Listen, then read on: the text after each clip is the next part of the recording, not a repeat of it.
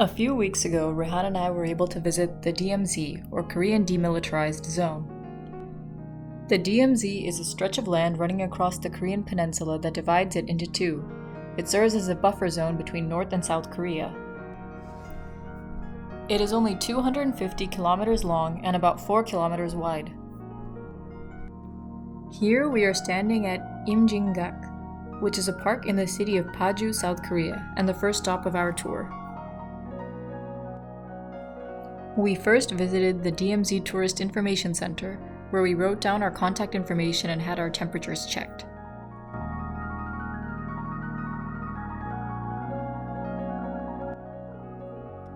We then made our way to the DMZ Pavilion, where we watched a video about the Korean War and looked at the displays in the museum.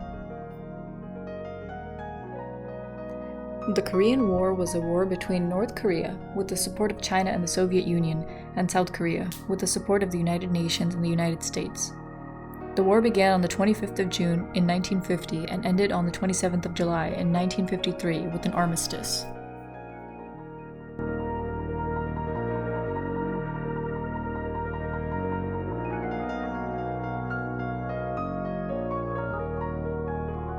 After the surrender of Japan at the end of World War II, Korea was divided at the 38th parallel with two zones of occupation, one administered by the Soviet Union and the other administered by the US. On the 25th of June in 1950, the Korean military crossed the border into South Korea.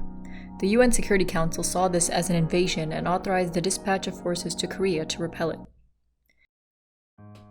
China and the Soviet Union did not participate as they both supported North Korea.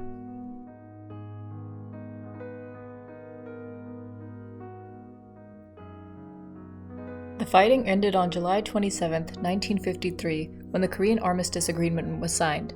That created the DMZ. No peace treaty was ever signed, but history was made in April 2018 when the leaders of North and South Korea met at the DMZ and agreed to work toward a treaty to formally end the Korean War.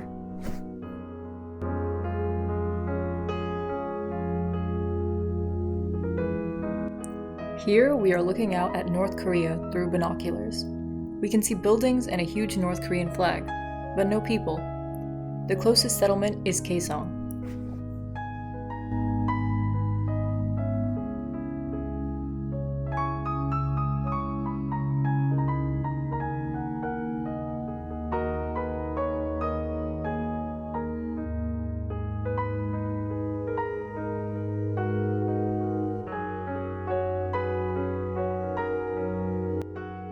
The Korean War separated families for over 70 years.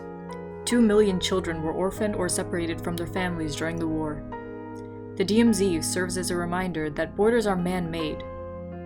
But the recent peace talks tell us that if countries can be divided, they can also be reunified.